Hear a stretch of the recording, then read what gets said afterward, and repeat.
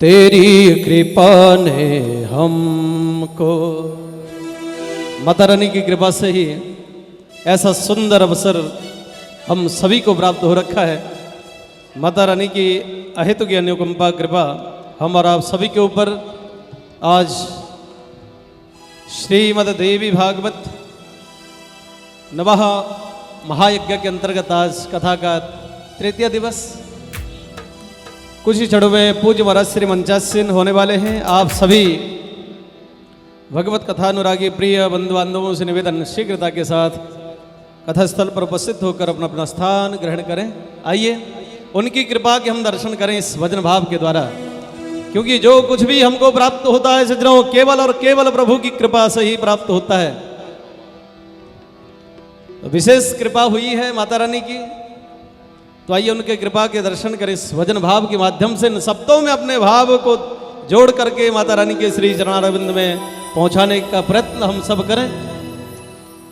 तेरी कृपा ने हमको दर पर बुला लिया है, तेरी कृपा ने हमको दर पर बुला लिया है, तेरी कृपा ने हमको दर पर बुला लिया है।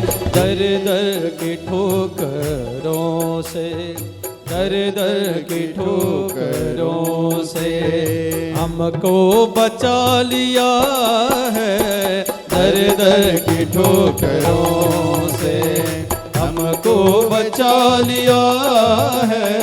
तेरी कृपा ने हमको, तेरी कृपा ने हमको।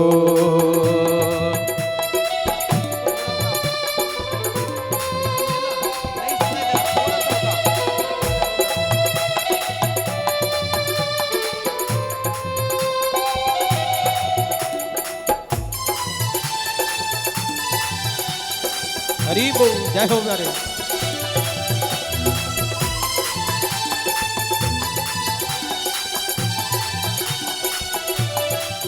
श्री वेद पुरुषाय नमः।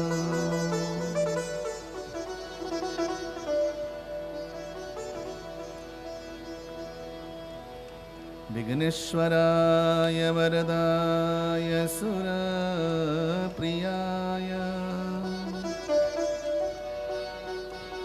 लंबोदराय सकलाय जगद्धिताय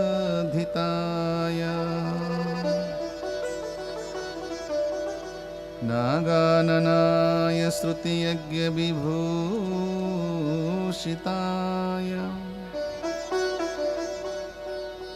गौरीसुताय गणनाथ नमो नमस्ते।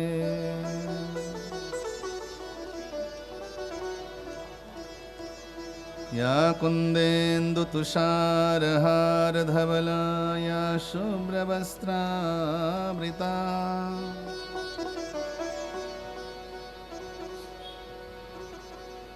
या वीणावरदण्डमण्डितकरा या श्वेतपद्मासना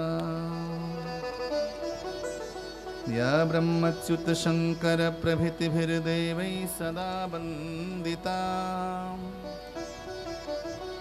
सा मां पातु सरस्वती भगवती निःशेषजाड्यापहा।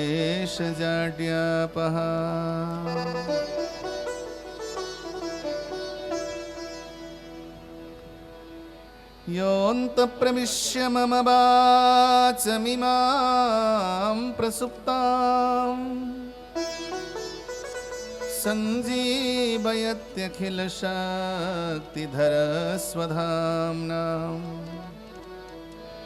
अन्यासहस्रचरणश्रवणत्वगादीन् प्राणान्नमो भगवते पुरुषाय तुभ्यम्।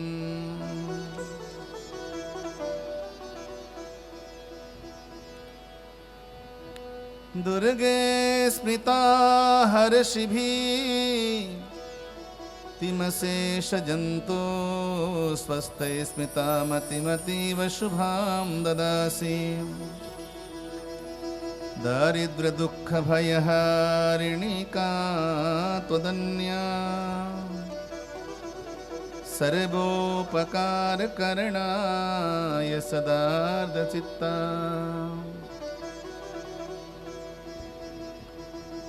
विद्युदामसमप्रभां मृगपतिस्कन्धस्थितां भीषणां कन्याभीकरबालखेटबिलसदस्ताद्भिरासेविताम् हस्तैः शक्रगदाशिखेटबिशिखाः सापं गुणं तर्जनीं बिभ्राणामनलात्मिकां शशिधरां दुर्गां त्रिनेत्रां भजे मांसाकल्पतरुभ्यश्च कृपासिन्धुभ्यैव च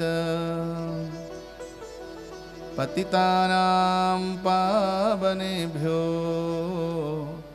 वैष्णवेभ्यो नमो नमः आइए हनुमंत लाल जी विराजिए कथा कहूँ मैं निजमति अनुसार प्रेम सहित गादी धरूं विराजिए पवन कुमार।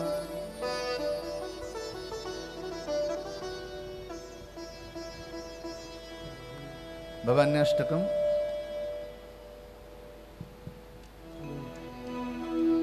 न तातो न माता न बन्धुर्न दाता न पुत्रो न पुत्री न भृत्यो न भर्ता न जाया न विद्या न वृत्तिर्ममैव गतिस्त्वं गतिस्त्वं त्वमेका भवानी गतिस्त्वं गतिस्त्वं त्वमेका भवानी गतिस्त्वं गतिस्त्वं त्वमेका भवानी ममाब्धाब पारे महादुःखभीरो पपात प्रकामी प्रलोभी प्रमत्ता संसार पाश प्रबद्ध सदाहं गतिस्त्वं गतिस्त्वं त्वमेका भवानी गतिस्त्वं गतिस्त्वं त्वमेका भवानी गतिस्त्वं गतिस्त्वं त्वमेका भवानी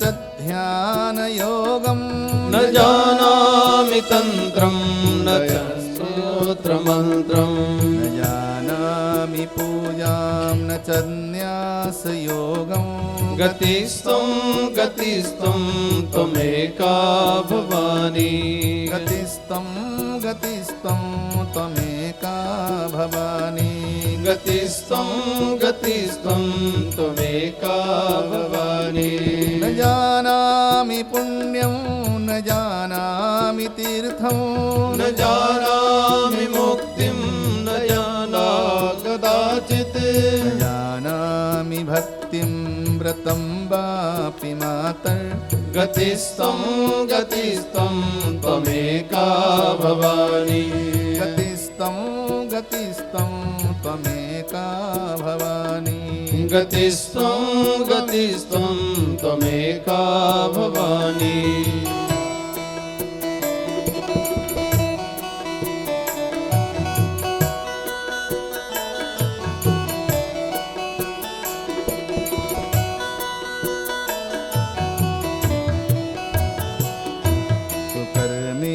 कुसंगी कुबुद्धि कुदास कुलाचारहीन कदाचारलीन कुदृष्टि कुवाक्य प्रबन्ध सदाहं गतिस्त्वं गतिस्त्वं त्वमेका भवानि गतिस्त्वं गतिस्त्वं त्वमेका भवानि गतिस्त्वं गतिस्त्वं त्वमेका भवानि ब्रजेशं रमेशं महेशं सुरेशं दिनेशं निशीथेश्वरं वा कदाचित् न जानामि चान्यत् सदाहं शरण्ये गतिस्त्वं गतिस्त्वं त्वमेका भवानि गतिस्त्वं गतिस्त्वं त्वमेका भवानि गतिस्त्वं गतिस्त्वं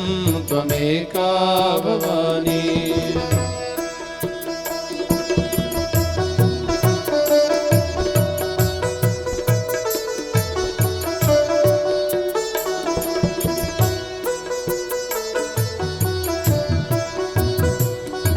विवादे विषादे प्रमादे प्रवासे जले चानले पर्वते शत्रुमध्ये शरण्ये शरण्ये सदा मां प्रपाहि गतिस्त्वं गतिस्त्वं त्वमेका भवानि गतिस्त्वं गतिस्त्वं त्वमेका भवानि गतिस्त्वं गतिस्त्वं त्वमेका भवानि अनाथो दरिद्रो महाक्षीणदीना महाक्षीणदीन सदा जाड्यवक्र वित्तो प्रविष्टः प्रणष्टः सदाहं गतिस्त्वं गतिस्त्वं त्वमेका भवानि गतिस्त्वं गतिस्त्वं त्वमेका भवानि गतिस्त्वं गतिस्त्वं त्वमेका भवानि गतिस्त्वं गतिस्त्वं त्वमेका भवानि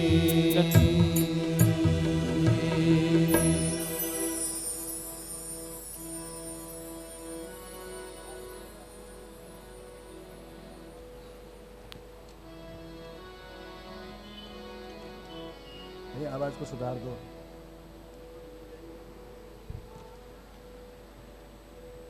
इन्नी आवाज दो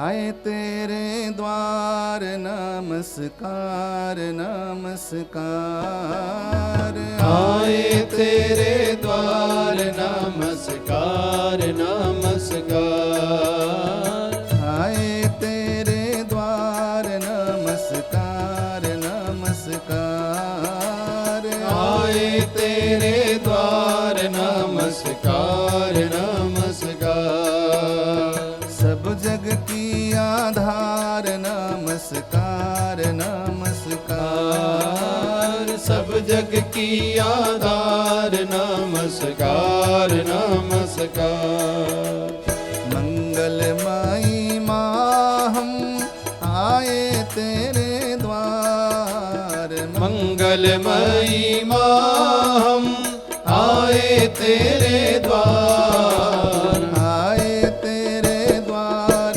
नमस्कार नमस्कार आए तेरे द्वार नमस्कार नमस्कार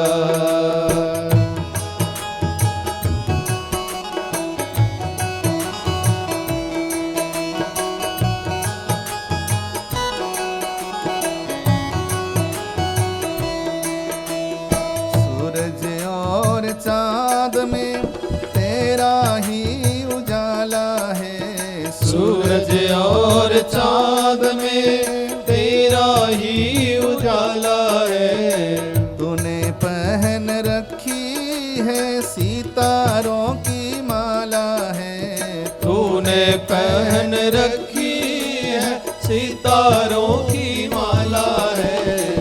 जग की आधार नमस्कार नमस्कार। ओ सब जग की आधार नमस्कार नमस्कार। आए तेरे द्वार नमस्कार नमस्कार। आए तेरे द्वार नमस्कार नमस्कार। पर्वतों की चोटियों को बादल हैं चूमते। पर्वतों की चोटियों को बादल हैं झूमते। पृथ्वी सूर्य चाँद सितारे गा रहे हैं झूमते। पृथ्वी सूर्य चांद सितारे गा रहे हैं झूम के। नियम के अनुसार नमस्कार नमस्कार। नियम के अनुसार नमस्कार नमस्कार। आए तेरे द्वार नमस्कार नमस्कार। आए तेरे द्वार नमस्कार नमस्कार।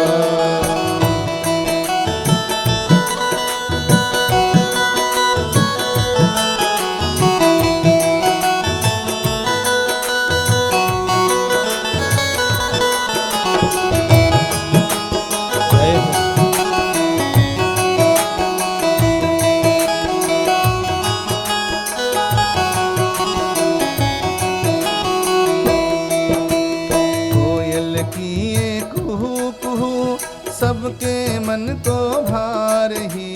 कोयल की ये कुहू कुहू सबके मन को भा रही। शीतल मंद पवन तेरा गीत मधुर गा रही। शीतल मंद पवन तेरा गीत मधुर गा रही। जपत रही सो बार नमस्कार नमस्कार। जपत रही सो बार नमस्कार नमस्कार। सब जग की आधार नमस्कार नमस्कार। सब जग की आधार नमस्कार नमस्कार। मानुष तन को देखो कितना सुंदर बनाया है। मानुष तन को देखो कितना सुंदर बनाया है। मन बुद्धि और इंद्रियों को इसमें सजाया है। मन बुद्धि और इंद्रियों को इसमें सजाया है। अष्ट चक्र नव द्वार नमस्कार नमस्कार। अष्ट चक्र नव द्वार नमस्कार नमस्कार। आए तेरे द्वार नमस्कार नमस्कार। आए तेरे द्वार नमस्कार नमस्कार। आए तेरे द्वार नमस्कार नमस्कार। आए तेरे द्वार नमस्कार नमस्कार। आए तेरे द्वार नमस्कार नमस्कार। आए तेरे द्वार नमस्कार नमस्कार। आदि भवानी माँ दुर्गा के पावन चरणों में अनंत कोटि बार नमन करते हुए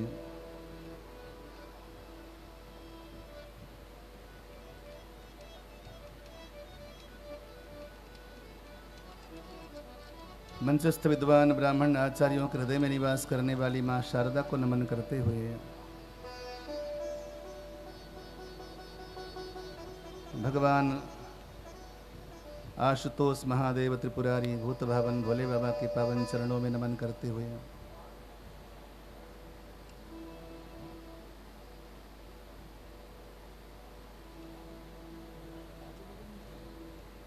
भगवान श्री बांके बिहारी के पावन चरणों में साष्टांग नमन दंडवत प्रणाम करते हुए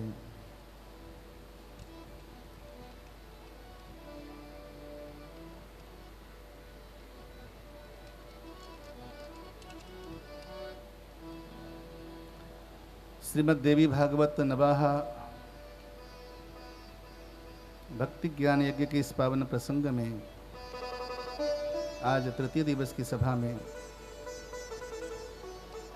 मैं अग्रवाल भवन के इस पुनीत प्रांगण में, पवित्र प्रांगण में आप सभी जनों का हार्दिक अभिनंदन, हार्दिक स्वागत करता हूँ। सभी प्रेम से बोलेंगे जय माता दी, जय माता दी, भाव से बोलेंगे जय माता दी। जय माता दी। आइए मन को एकाग्र करते हुए माँ जगदम्बा के पावन चरणों में मन को लगाएं।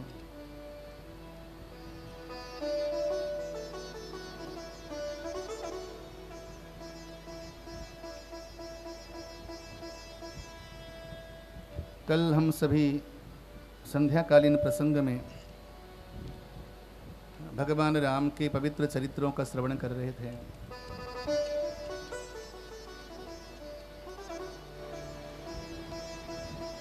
भगवान राम का चरित्र और भगवान राम की झांकी के दर्शन किए हमने कल।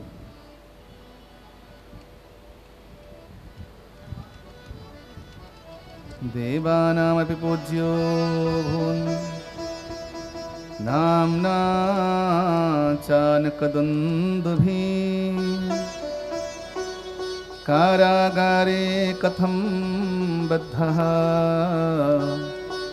कंसस्य धर्मतत्परः।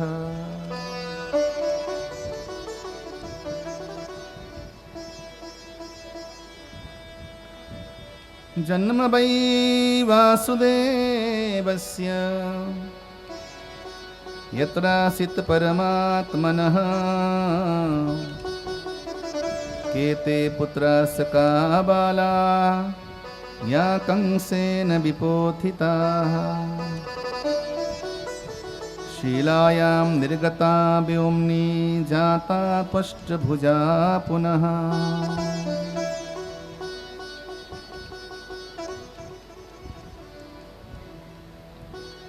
श्री जन्मेजय जी ने पूज्यपाद वेदव्यासी से प्रश्न किया कि आपने हमें राम जी की कथा सुनाई। भगवान राम ने माँ जगदम्बा का पूजन किया। चाहे राम जी हों, चाहे श्री कृष्ण हों, चाहे शिव जी हों, संसार के सभी मनुष्य शक्ति की उपासना करते हैं। बड़े बड़े देवता भी शक्ति की उपासना करते हैं। कृपा करके हमें ये बताइए कि भगवान श्री कृष्ण ने भी शक्ति की उपासना करी थी, शक्ति की पूजा करी थी। शक्ति की पूजा के क्रम में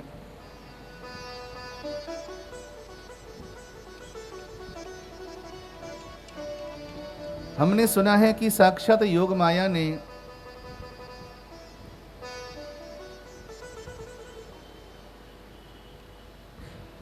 जन्म लिया माँ यशोदा के गर्भ से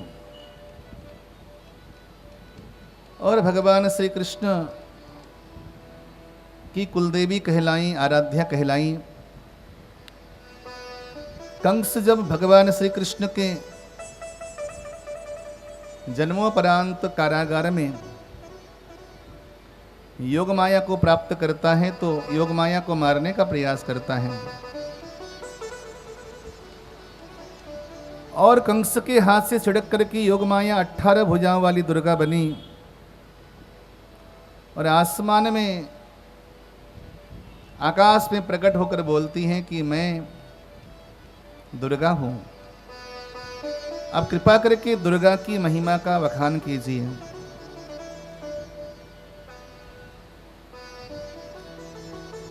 व्यास जी कहते हैं कि हे राजन, ये सारा संसार कर्मों की जंजीरों में बंधा हुआ है। कर्म के पाश में बंधा हुआ संसार।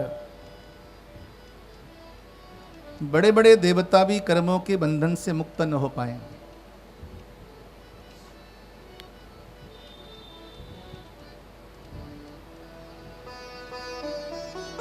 राजन् किमेतद् वक्तव्यं कर्मणा गहना गतिः दुर्गेया किल देवानां मानवानां च का कथा। बड़े बड़े देवता भी कर्मों के पास से मुक्त न हो पाए और उन कर्मों के पास को प्रदान करने वाली आदिशक्ति जगत जननी मां दुर्गा है। संपूर्ण जगत में कर्मों के बंधन को प्रतिफल देने वाली मां जगदम्बा है। संसार में 3 प्रकार के कर्मों की बात है।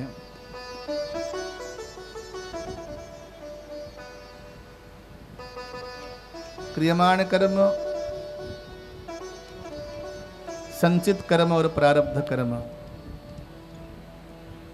इन कर्मों के वश में होकर के ही मनुष्य गर्भ में निवास करता है, गर्भ में नाना प्रकार के दुखों को प्राप्त करता है। उत्पत्ति ही सर्वजंतूनां बिना कर्म न विद्यते, कर्मणा भ्रमते सूर्यः शशांक क्षय रोगवान। और की तो बात छोड़िए, स्वयं सूर्य भी 24 घंटे लगातार आकाश मंडल में चक्कर लगाते रहते हैं और कर्मों के बंधन की वजह से ही चंद्रमा क्षय हो जाता है, यानी कि अमावस्या को चंद्रमा समाप्त हो जाता है, पूर्णमासी को दोबारा से पूर्ण हो जाता है। इंसान को अपने कर्मों को शुद्ध करना चाहिए, कर्मों को सुधारना चाहिए। और देखो राजन, हमने आपको राम अवतार की कथा सुनाई। भगवान राम ने भी तो कितने सारे दुख पाए। 14 वर्षों के लिए भगवान को वनवास भोगना पड़ा। उनकी प्राणप्रिया प्राणवल्लभा का अपहरण हो गया। और देखो 14 वर्ष तक दंडकारण्य में भ्रमण करने के बाद वनवासी का जीवन बिताने के बाद उन्होंने 100 योजन के सागर को 100 योजन के सागर को लांघना पड़ा और उसमें सेतु बनाना पड़ा।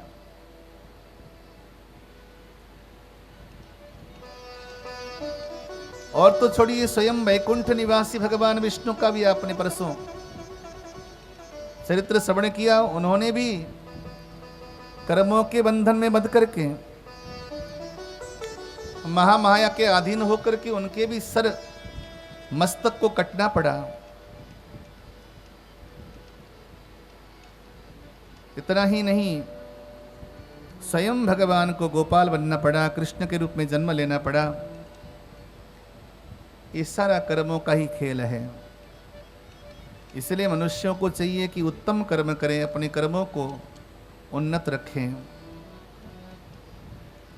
मैं तुम्हें एक सुंदर प्रसंग सुनाता हूं, ध्यान से सुनो।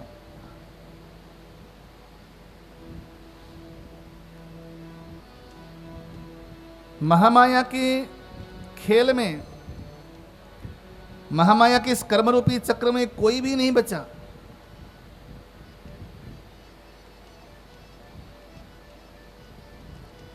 भगवान शिव को भी भभूति रमा करके वस्त्रहीन होकर के जगत में विचरण करना पड़ा।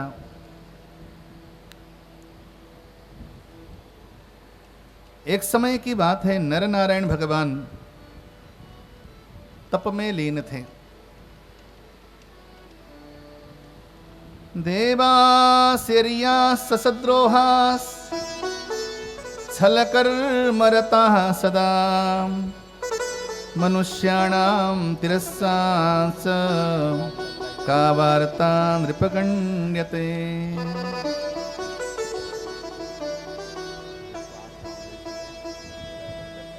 मनुष्यों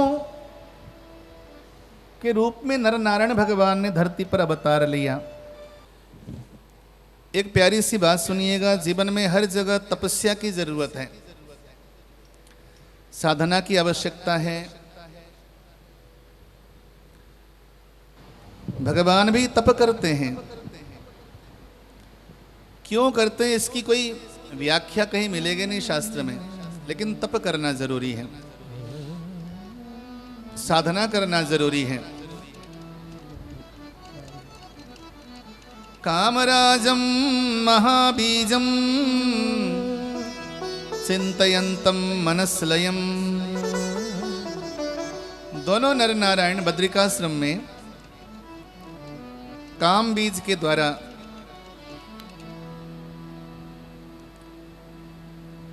तप करते हैं, महामाया की उपासना करते हैं, आराधना करते हैं।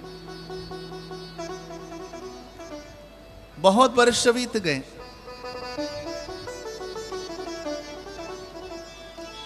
आज कामदेव को डर लगा, भय लगा कि कहीं नर नारायण की तपस्या के प्रताप से इंद्र का आसन कहीं छीन न लिया जाए।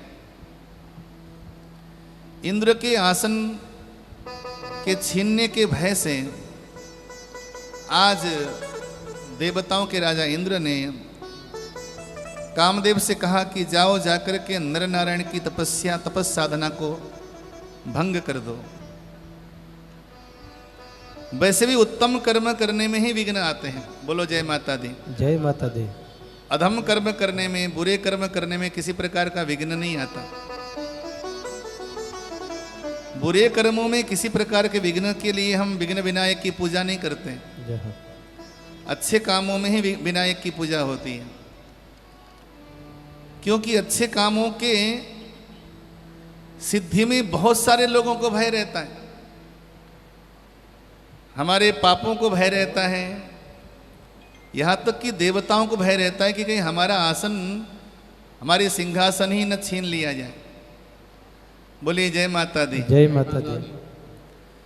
हमारी सिंहासन न चली जाए, ये भय रहता है देवताओं को। चारों ओर वसंत ही वसंत छा गया।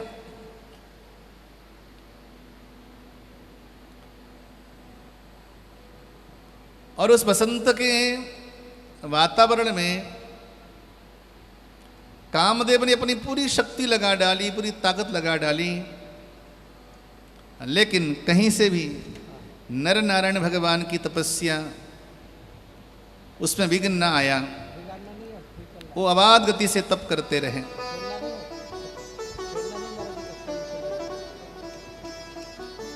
और बहुत सारी अप्सराओं की सृजना की। अप्सराओं ने आकर के वहां पर नाना प्रकार के गायन वादन नृत्य करने लगी, लेकिन नरनारायण भगवान की साधना अभी चल रही। इति संचिन्त्य मनसा करेणोरुं प्रताड्य वै तरसोत्पादयामास नारीं सर्वांग सुंदरी। चारों ओर जब अप्सराएं वहां पर दिखी भगवान नर नारायण को, तो इंद्र के गर्व को, इंद्र के मद को चूर करने के लिए, कामदेव के मद को चूर करने के लिए भगवान नारायण ने अपनी जंघा पर हाथ मारा। जंघा पे हाथ मारना था, वहां से बड़ी सुंदर अद्भुत अप्सरा को उत्पन्न किया। उस अप्सरा का नाम पड़ा उर्वशी। बोलो जय माता दी। जय माता दी। उर्वशी प्रकट करके कामदेव को दे करके कहा, तुम इन अप्सराओं के द्वारा मुझे मोहित करना चाहते हो, इन अप्सराओं के माध्यम से मुझे तुम सम्मोहित करना चाहते हो। ऐसी अप्सराएं तो मैं हजारों की संख्या में पैदा कर सकता हूं। ये तपस्या का प्रभाव। दत्तावाभ्यां मघवत प्रेरणनायोरुसंभवा स्वस्त्यस्तु सर्वदेवेभ्यो यथेष्टं प्रभजन्तु च। हे देवताओं, ऐसे अनगिनत अप्सराओं को आप लेके जाओ। मैं इन अप्सराओं के मोहजाल में पड़ने वाला नहीं, इसलिए आप यदि भोगों के प्रति आपकी धारणा है तो आप इन अप्सराओं को लेके जाओ। ऐसा कह करके नर नारायण ने इंद्र आदि देवताओं से कहा, और सुनो,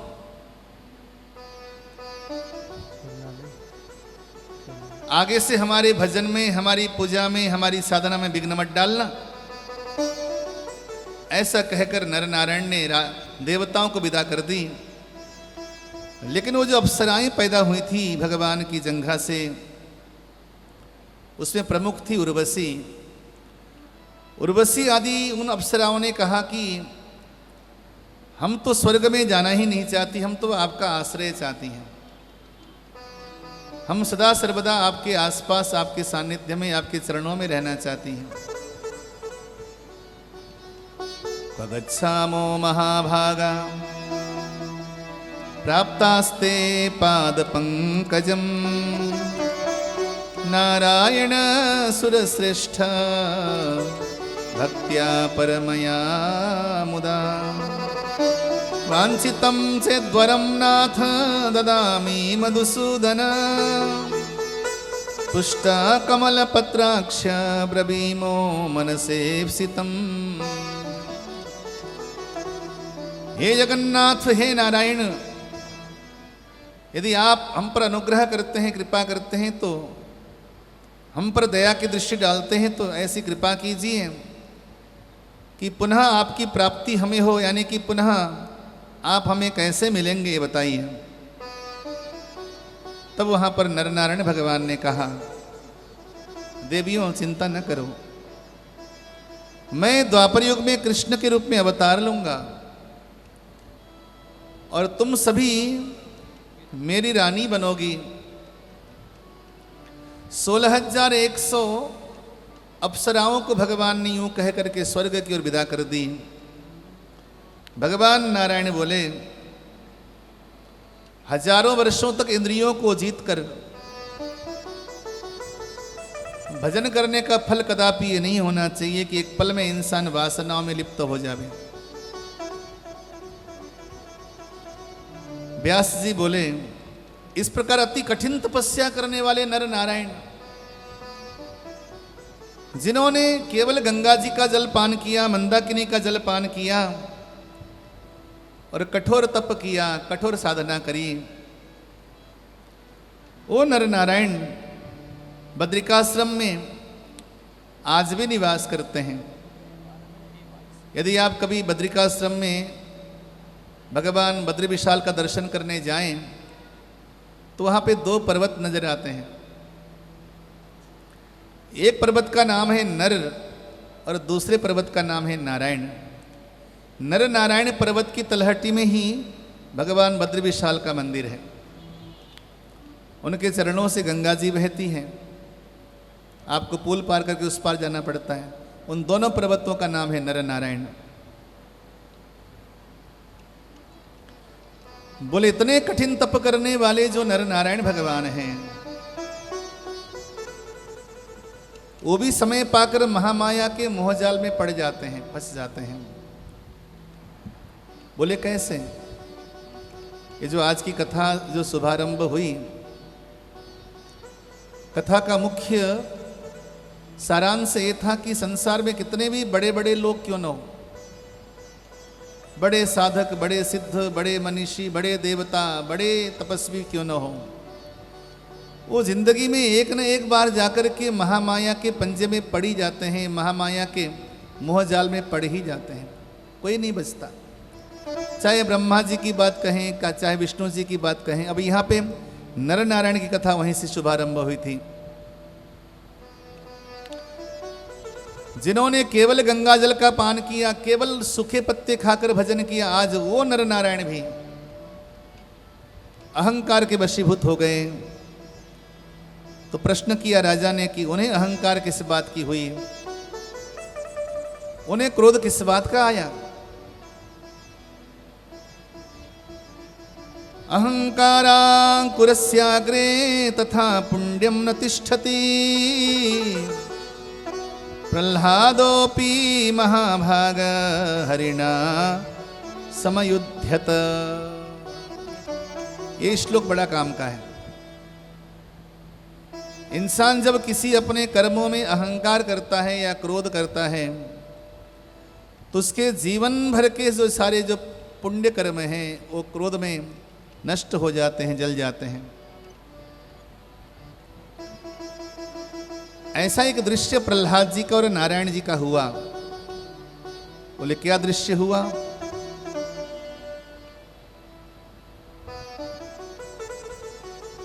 एक समय यही नर नारायण बद्रिकाश्रम में पर्णकुटी में रहकर भजन कर रहे थे,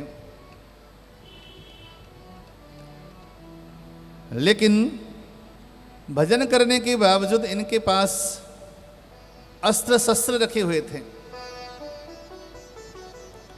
हमारे यहाँ के देवी देवताओं के शरीर में आप माता का रूप देखें, चाहे वहाँ पर भी आज माँ का बड़ा सुंदर दरबार बना हुआ है। माँ की भुजाओं में त्रिशूल है, माँ की भुजा में चक्र है, माँ की भुजा में कृपाण है। माँ ने अपने शरीर में अनेकों शस्त्र आयुध धारण कर रखे हैं। इन आयुधों का क्या काम है? इनकी क्या आवश्यकता है?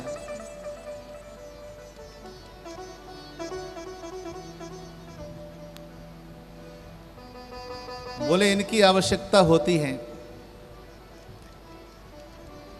इन आयुधों की, इन शक्तियों की समय पर उपयोगिता है। शक्ति का उपयोग समय समय पे करना ही चाहिए। सुनो राजन, नर नारायण भगवान ने अपने शरीर में वस्त्र भी नहीं पहने। भगवान नर नारायण ने अपने शरीर में केवल कौपीन है, लंगोट है शरीर में केवल, लेकिन टांग रखे हैं शस्त्रों को, अस्त्रों को, आयुधों को। बड़े आश्चर्य की बात है ना, जिन्होंने शरीर में कपड़े नहीं पहने लेकिन आयुध हैं सामने। धनुष भी है, बाण भी है, त्रिशूल भी है, अनेकों प्रकार के शस्त्र रखे हैं। बोले इनकी आवश्यकता क्यों आन पड़ी?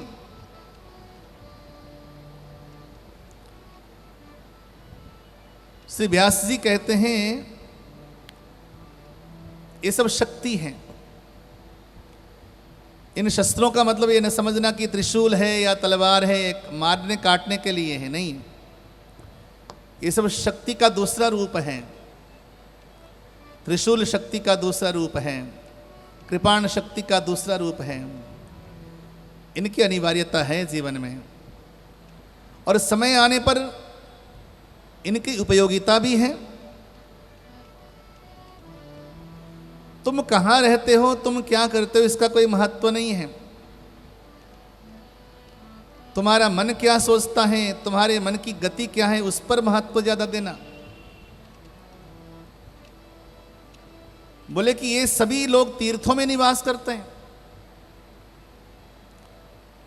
नर नारायण भगवान तीर्थ में, बद्रिकाश्रम में निवास करते, लेकिन वहां पर भी शस्त्र अस्त्र लेकर बैठे, खाली हाथ नहीं है।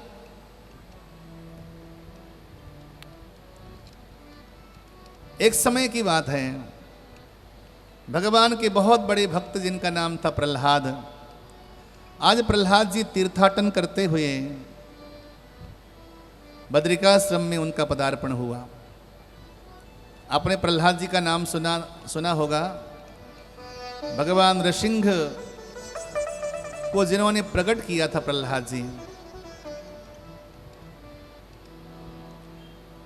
प्रहलाद जी आज तीर्थाटन करते हुए आज जब बद्रिकाश्रम में पहुंचे, वहां पर एक सुंदर सी दिव्य कुटिया, और कुटिया के भीतर बैठे हुए नर नारायण भगवान एकदम अखंड समाधि में लीन, आंखें बंद है और उनका ध्यान सीधे ब्रह्म के साथ, परमात्मा के साथ उनका तादात्म्य हुआ है। प्रहलाद जी ने जाके प्रणाम किया। पहले प्रणाम करने के बाद अचानक उनकी दृष्टि कहाँ पड़ी? कुटिया के कोने में टंगे हुए धनुष बाण पर पड़ी, बड़े से फरसे पर, कृपाण पर, और तीरों से भरे हुए तूणीर पर। तो प्रहलाद जी को आश्चर्य लगा, इतने कठोर तप में लीन ये ऋषि इन ऋषियों को किसका भय है? बोलो जय माता दी। प्रणाम तो कर दिया, लेकिन प्रश्न कर डाला प्रहलाद ने। विरोधोयम युगे चाद्य कथम युक्तम कली प्रियम ब्राह्मणस्य तपोयुक्तम तत्र किं चापधारणम् क्व जटाधारणं देहं क्वेषुधी च विडम्बनो धर्मस्याचरणं युक्तं युवयोर्दिव्यभावयोः।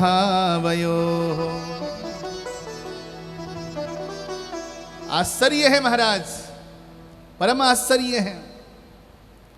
ऐसा विरोधाभास मैं जीवन में पहली बार देख रहा हूं। कहा तो आप अखंड समाधि में लीन हैं, आंखें बंद हैं, ध्यान दृष्टि साक्षात पर ब्रह्म में जुड़ी हुई हैं, और कहा आपको किसका भय है जो कि ये धनुष बाण टांग रखा है आपने? किसका डर है आपको? ये फरसा आपने रखा हुआ है अपने पास में,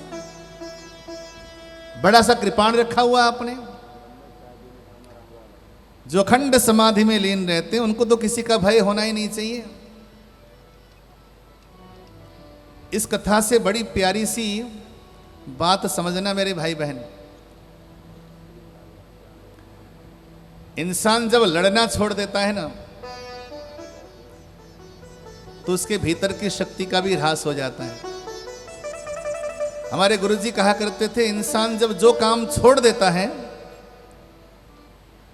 इंसान उस चीज को भूल जाता है। चलना छोड़ दोगे तो आपसे चला नहीं जाएगा, खाना छोड़ दोगे आपसे खाया नहीं जाएगा, बोलना छोड़ दोगे आपसे बोला नहीं जाएगा। जीवन की प्रत्येक क्रियाएं तब सक्रिय होती हैं जब उसको करते हो। बोलो जय माता दी। जय माता दी। शक्ति भी तब आप शक्तिवान बनते हो जब शक्ति का प्रयोग करते हो। जब आपने शक्ति का प्रयोग ही करना छोड़ दिया तो आपकी शक्ति भी समाप्त हो जाएगी आपके भीतर अपने आप।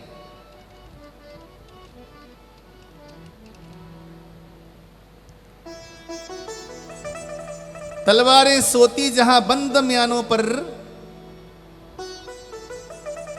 तलवारें जहां सोती बंद म्यानों पर, किस्मतें वहां सोती हैं तहखानों पर। बलि वेदी पर बलियां नथें चढ़ती हैं, सोने की ईंटें मगर नहीं कड़ती हैं। क्षमा शोभती उस भुजंग को जिसके पास गरल हो, क्षमा शोभती उस भुजंग को जिसके पास गरल हो। उसको क्या जो दंत विहीन और विष रहित अति सरल हो। कवि दिनकर कहा करते थे, क्षमा शोभती उस भुजंग को जिसके पास गरल हो। भुजंग यानी कि सांप। उस सर्प को क्षमा शोभित होती जिसके पास दांतों में जहर हो, विष हो, ताकत हो। तो कह दें कि उसने क्षमा कर दिया, ठीक है, वो समर्थशील था, क्षमा कर दिया, अच्छी बात है।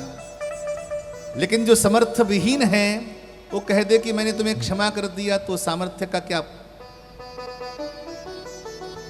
उसके पास सामर्थ्य तो है नहीं, तो क्षमा करना न करना बराबर सी बात हो गई।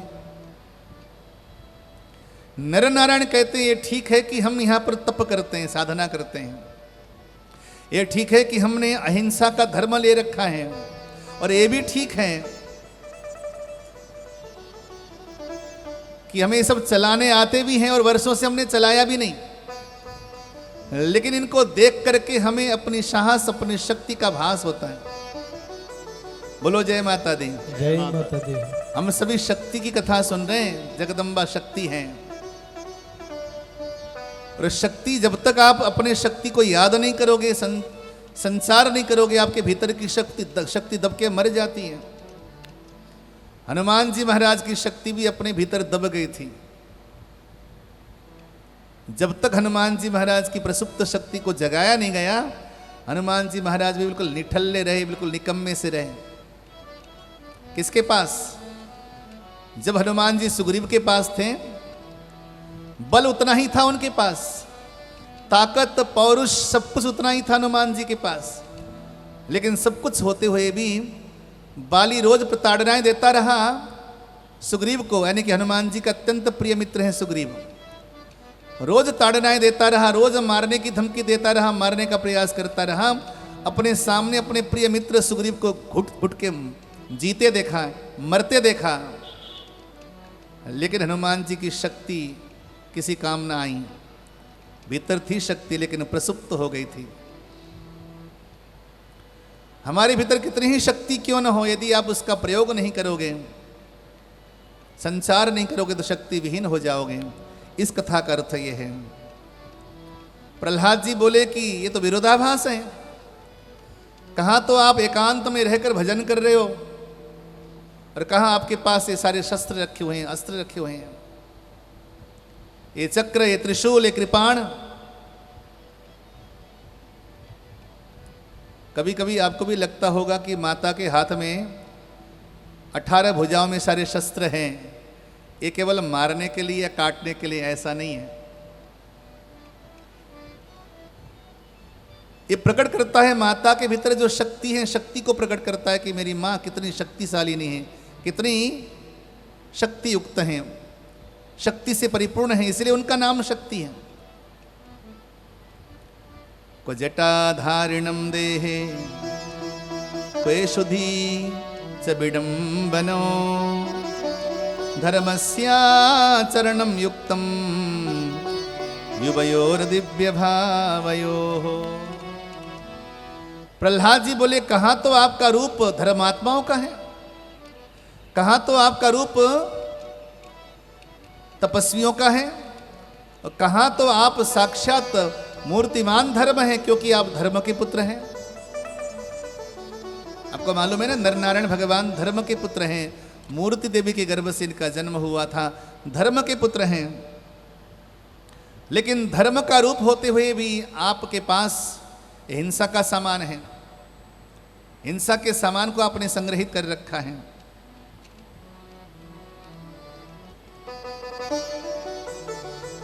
मुझे कभी दिनकर की वो बात बड़ी प्यारी सी लगती है। छीनता हो स्वत्व कोई और तू त्याग तब से काम ले, यह महापाप है। छीनता हो कोई स्वत्व, यानी कि स्वत्व अर्थात तुम्हारा स्वाभिमान। छीनता हो कोई स्वत्व और तू त्याग तपस्या से काम ले, ये महापाप है। पुण्य विच्छिन्न कर देना, उससे बढ़कर तेरी तरफ बढ़ता जो हाथ है। जहां शस्त्र बल नहीं वहां शास्त्र बल पछताते हैं और रोते हैं। ऋषियों को भी तप से सिद्धि तभी मिलती है जब पहरे पर स्वयं धनुर्धर राम खड़े होते हैं। जय हो, जय हो।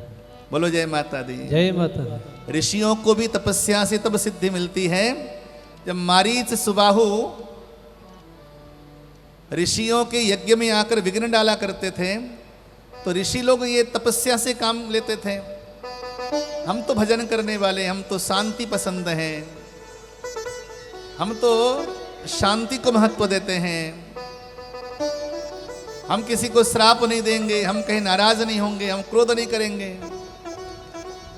लेकिन कोई अगर आपके स्वत्व को, आपके अधिकार को, आपके स्वाभिमान को यदि कोई ललकारता हो और आप कहो कि हम तपस्वी हैं महाराज, हम तो केवल भजन करने वाले हैं, हम क्रोध नहीं करते, बोले ये बहुत बड़ा पाप है।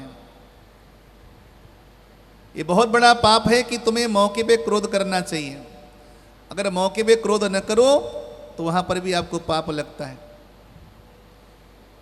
भीष्म पितामह ने मौके पे क्रोध नहीं किया।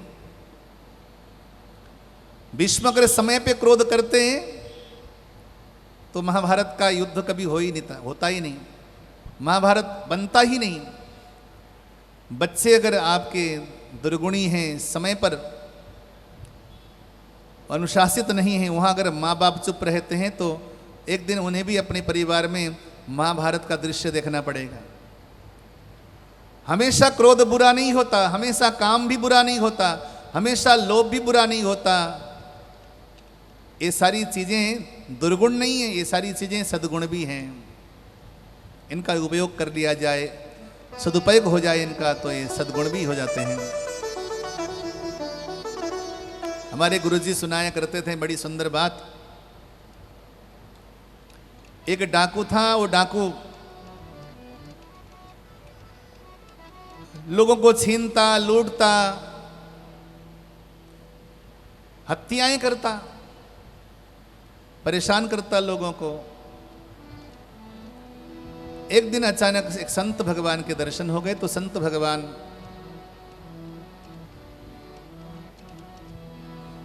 भगवान ने कहा कि तू ये जो कर रहा है ना बेटा, इसका बड़ा पाप होगा और नरक की यातना भोगनी पड़ेगी तेरे को।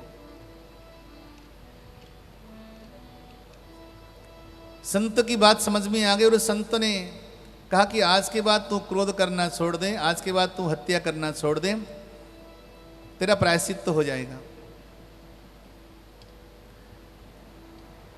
बोला आज के बाद मैं हत्या करना छोड़ दूंगा, चोरी करना छोड़ दूंगा, तो क्या मेरे पापों का प्रायश्चित तो हो जाएगा? बोले हो जाएगा।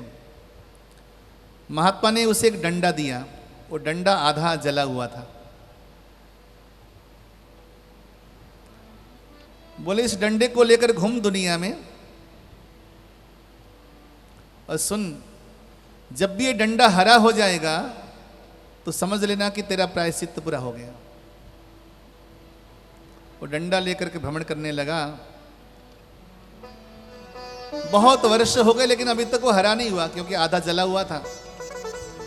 आधा जला हुआ डंडा कैसे हरा हो जावे? एक दिन किसी मंदिर के बगल से गुजर रहा था। मंदिर के पीछे 4 चोर खड़े थे। चारों ये प्लानिंग कर रहे थे कि आज जैसे पुजारी जी सोएंगे, मंदिर का ताला तोड़ेंगे और जितना भी मंदिर में माल रखा है, खजाना रखा हुआ है, दान पात्र है या जो सोने चांदी के आभूषण हैं, सब उठा लेंगे। बोले अगर पुजारी जग गया तो क्या होगा? बोले अगर पुजारी जग गया तो उसे पीट पीट के मार डालेंगे। वो जो डाकू था, वो डाकू ये सारी बातें सुन रहा था, इन चोरों की बात। सहसा उसके भीतर वो पुराने जमाने का जो डाकू है वो जग गया, वो जागृत हो गया। साधु महाराज ने कहा था कि कभी जीवन में हत्या नहीं करना, कभी चोरी नहीं करना, मार पिटाई नहीं करना, लेकिन आज मैं अपनी नजरों के सामने एक मंदिर को लूटता कैसे देख सकता हूँ, भगवान के दरबार को लूटता कैसे देख सकता हूँ, और एक ब्राह्मण को पिटाई खाते कैसे देख सकता हूँ। बोला भैया मंदिर में तो तुम चारों बाद में पहुँचना, पहले हमसे निपट लो। वो आधी जली लकड़ी लेकर के गया लड़ने के लिए। इतना लड़ा, लड़ते लड़ते लड़ते लड़ते चारों को पीट पीट के भगा दिया, वहाँ से अधमरा कर दिया। सहसा अचानक चंद्रमा की चांदनी में आया, आकर देखता है जो डंडा महात्मा ने दिया था आधा जला हुआ, वो डंडा तो एकदम सहसा हरा हो गया है। भागा भागा महात्मा के पास गया और कहा महाराज मेरे जीवन का सारा प्रायश्चित तो हो गया। बोले कैसे? बोले रात में कुछ चोर मंदिर में चोरी करने की तैयारी कर रहे थे, अचानक मेरी कानों में आवाज पहुंची और मैंने जाकर प्रतिकार किया। वो पुजारी की हत्या करना चाहते थे, मैं लड़ा और लड़कर के अपने जीवन में पहली बार क्रोध का सही उपयोग किया। उसका परिणाम ये हुआ कि डंडा हरा हो गया। तो संत भगवान ने कहा सही बात है,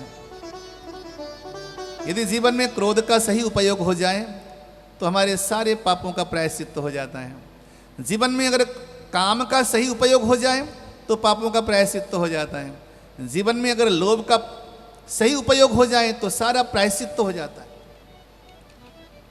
तो दुनिया में न काम बुरा है, न क्रोध बुरा है, न लोभ बुरा है, न मोह बुरा है, बस केवल बुरा है। तो उसको आप कहाँ लगा रहे हो?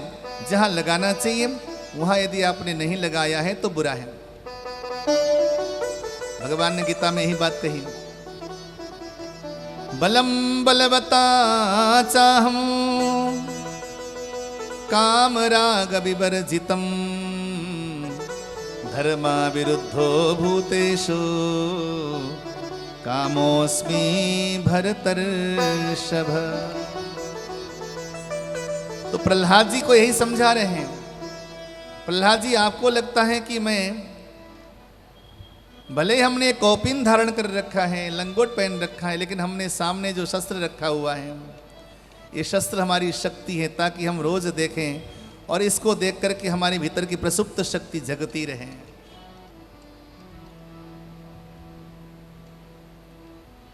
क्योंकि शक्ति का अगर एक बार ह्रास हो गया, एक छोटा सा देश है इजराइल, मैंने कहीं अखबार में पढ़ा, इजराइल में जब बच्चा 10 वर्ष का हो जाता है तो 10 वर्ष के बाद उस बच्चे को, चाहे लड़की हो चाहे लड़का हो, मिलिट्री की ट्रेनिंग दी जाती है और वहाँ का प्रत्येक नागरिक युद्ध की सारी कलाएं सीखता है।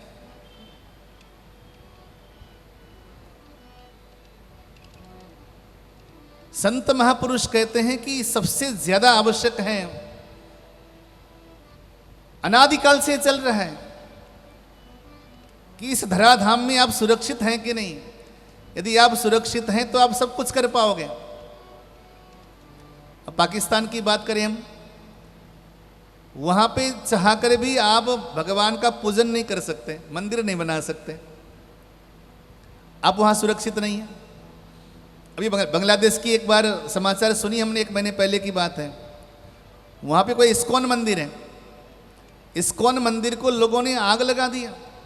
अच्छा, वो इस्कॉन मंदिर है जिसने कोरोना काल में बांग्लादेशियों को खाना खिलाया, भोजन कराया, भूखे और नंगे लोगों को ढूंढ ढूंढ करके उनको पानी पिलाया, भोजन कराया, उनकी सुरक्षा, दवाई, दारू, सारी व्यवस्था करी, और अंतिम में आग जला दिया, आग लगा दिया तो उसी मंदिर में लगा दिया।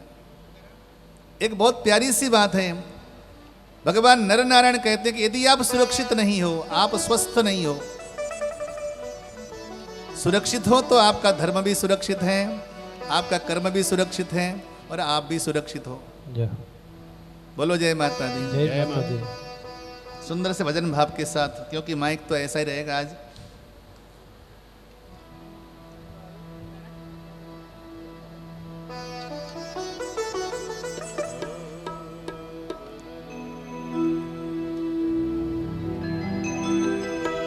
जी लेंगे सरकार तेरी सरकारी में,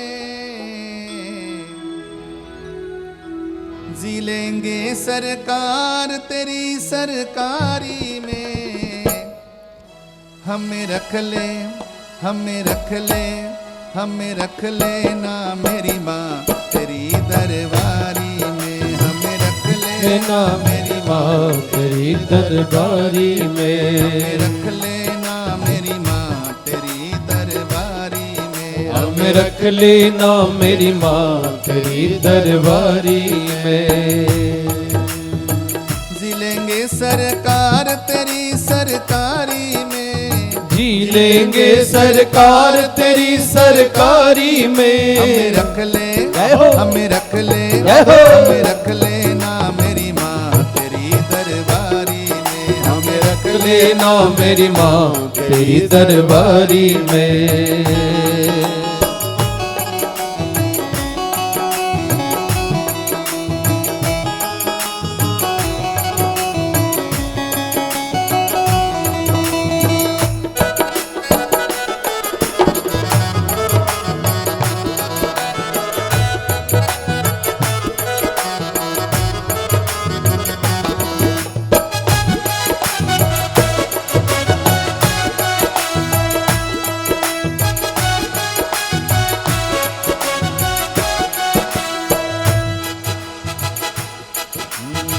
तेरा रुतबा तेरा नजारा दो जहां से न्यारा है, तेरा रुतबा तेरा नजारा दो जहां से न्यारा है, तेरा रुतबा तेरा नजारा दो जहां से न्यारा है, तेरा रुतबा तेरा नजारा दो जहां से न्यारा है।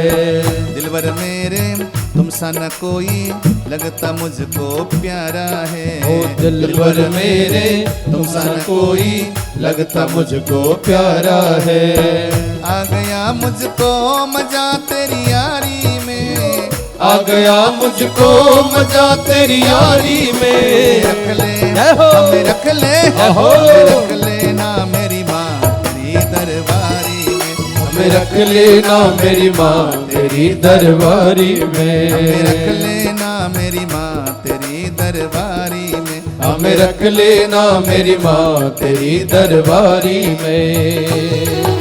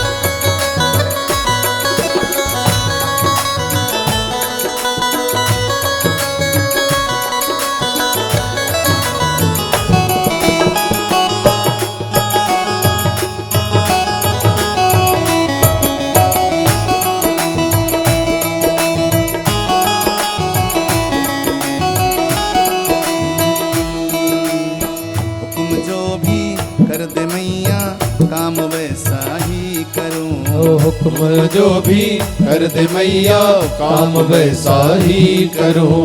तेरे लिए घर मरना पड़े तो तेरे दर पर ही मरूं।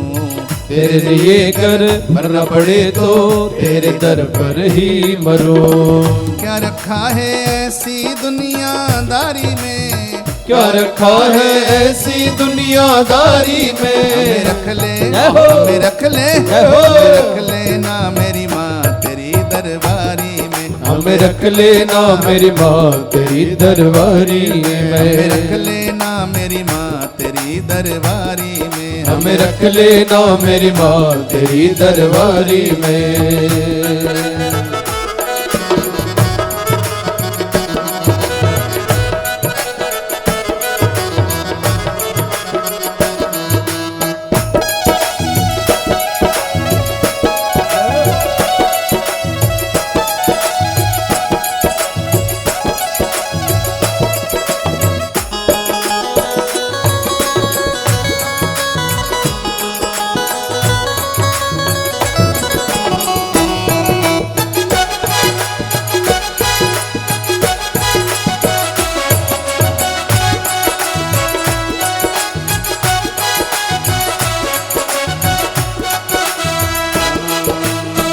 तेरी लीला तेरे भजनों को सदा गाता रहूं। तेरी लीला तेरे भजनों को सदा गाता रहूं। ऐसी कृपा कर दे मैया दर तेरे आता रहूं। ओ ऐसी कृपा कर दे मैया दर तेरे आता रहूं। ऐसी कृपा कर दे दाती दर तेरे आता रहूं। ओ ऐसी कृपा कर दे दाती दर तेरे आता रहूं। क्या करूं बन जाऊं तेरा प्यारा मैं, क्या करूं बन जाऊं तेरा प्यारा हमें मैं। रख ले जय हो। हमें रख ले जय हो। हमें रख लेना मेरी माँ तेरी दरबारी में। हमें रख लेना मेरी माँ तेरी दरबारी रख में, लेना मेरी माँ तेरी दरबारी में। हमें रख लेना मेरी माँ तेरी दरबारी में।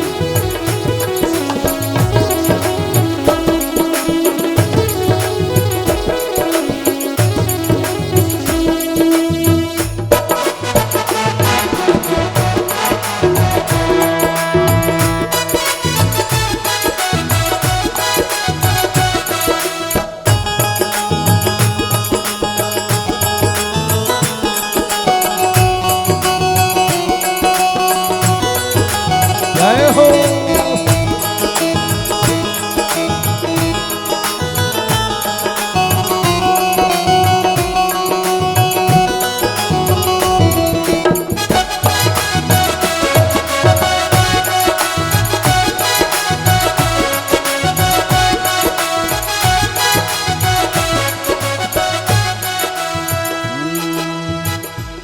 कृपा हो जाए अगर जग में तेरा नाम करूं। ओ तेरी कृपा हो जाए अगर जग में तेरा नाम करूं।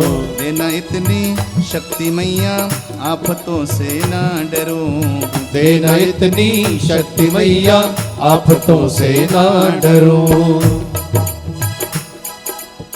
तेरा नाम ओम करके दुनियादारी में, तेरा नाम ओम करके दुनियादारी में हमें रख ले, जय हो। हमें रख ले, जय हो।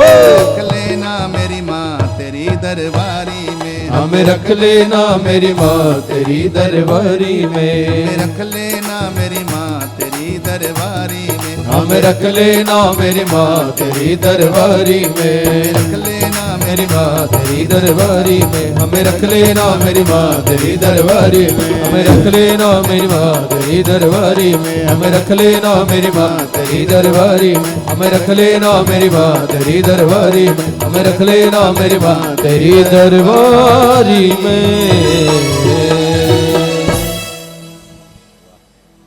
जय करामा शेरवाली दा बोल साचे दरबार की जय हो।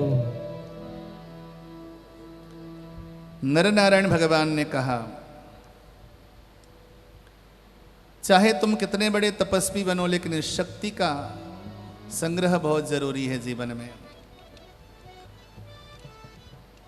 ऋषियों की तपस्या भी तब तक सिद्ध न हुई जब तक पहरेदार बनकर राम जी स्वयं नहीं गए। मारीच सुबाहु रोज यज्ञ में विघ्न डालते, रोज मलमूत्र डालते, कीचड़ डालते। अब विश्वामित्र जैसे ऋषि हमेशा शांति शांति शांति शांति शांति शांति का मंत्र पाठ करते थे। बताया राम जी ने कि हमेशा शांति का मंत्र पाठ करने से काम नहीं चलेगा।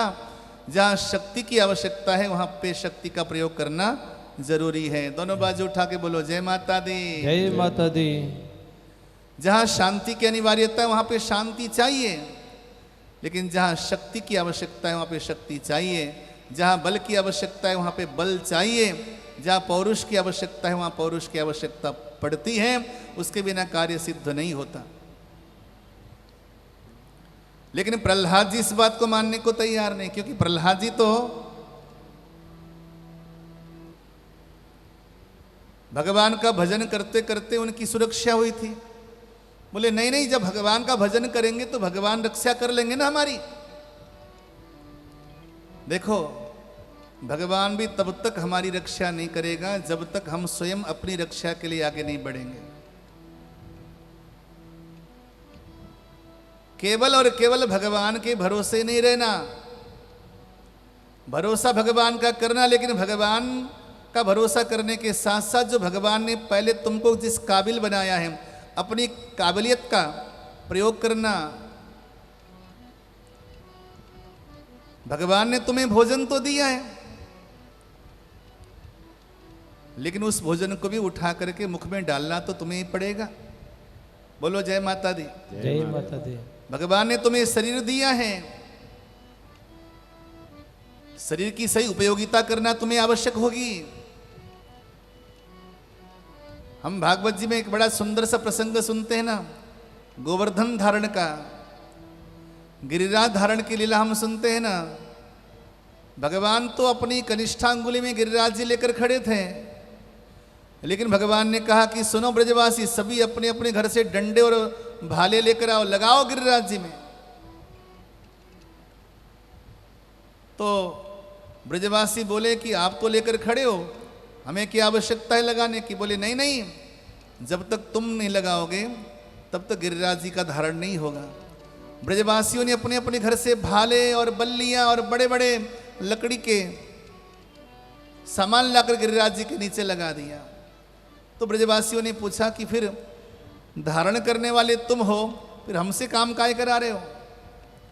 भगवान बोले जब तुम काम करते हो, जब तुम शक्ति का प्रयोग करते हो तो मेरी शक्ति काम आती है, लेकिन तुम अपनी शक्ति प्रयोग नहीं करोगे तो मेरी शक्ति भी काम नहीं आएगी। बोलो जय माता दी। जय माता दी। बाप से बोलो जय माता दी। जय माता दी।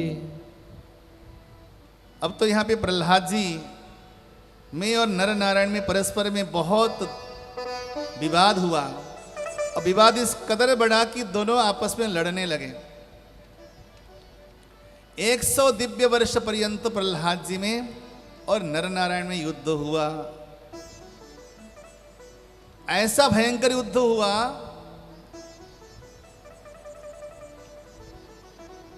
कि सहसा भगवान नारायण को चतुर्भुज रूप में प्रकट होना पड़ा। प्रकट होकर के प्रहलाद जी को शांत किया, शांत हो जाओ, समझाया यहां पर भगवान नारायण ने, इसी बात को समझाया। और एक अति प्यारी सी बात यहां पे एक और समझाने का प्रयास किया गया। संसार के बड़े से बड़े व्यक्ति को भी अहंकार होता है,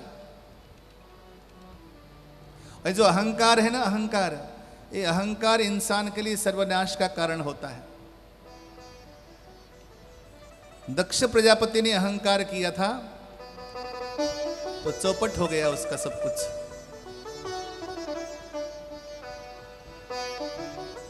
महापुरुष कहते हैं कि जो अहंकारी मनुष्य होता है, अहंकारी मनुष्यों का हृदय शून्य होता है। वैसे तो हमारे दिल में भगवान का निवास होता है हमेशा, लेकिन एक ऐसा समय आता है जिस समय भगवान हमें छोड़ के चला जाता है। बोलो जय माता दी। जय माता दी। वैसे तो हमारे आपके सबके दिल में भगवान है, लेकिन एक ऐसा टाइम आ जाता है जिस टाइम भगवान हमें छोड़ के चला जाता है। वो कौन सा टाइम है? बोले जिस समय हमारे भीतर अहंकार पैदा होता है, वही टाइम होता है कि भगवान हमें छोड़ के चला जाता है और हमें वो अकेला कर देता है। इसलिए शास्त्र कहते, महापुरुष कहते हैं कि अहंकारी का हृदय शून्य होता है। अहंकारी मनुष्यों का हृदय शून्य, शून्य इसलिए क्योंकि उसमें हरि नहीं होता, नारायण नहीं होता, भगवान नहीं होता।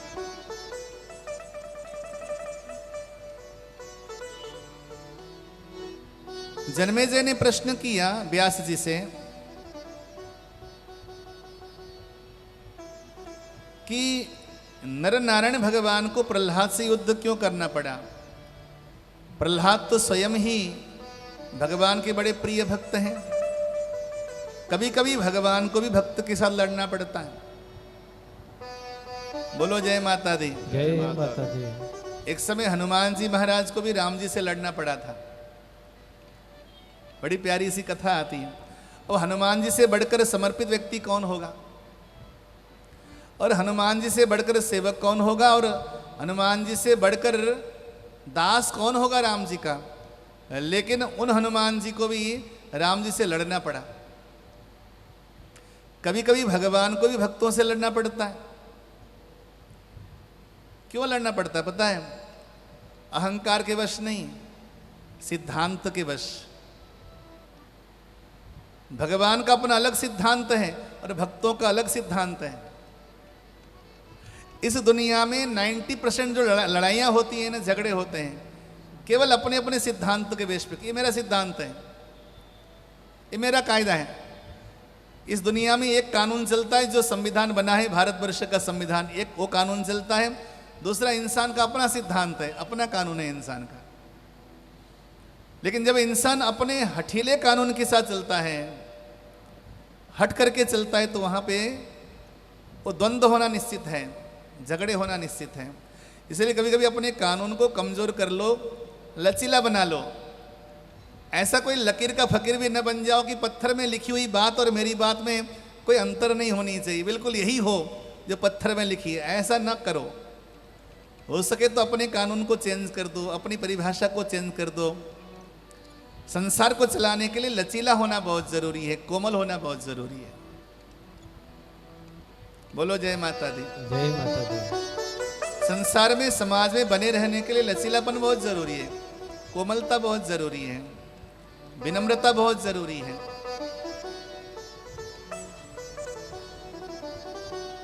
और जो कोमल होता है ना, जो लचीला होता है ना, वो लंबी उम्र जीता है। जो कठोर होता है उसकी आयु कम होती है।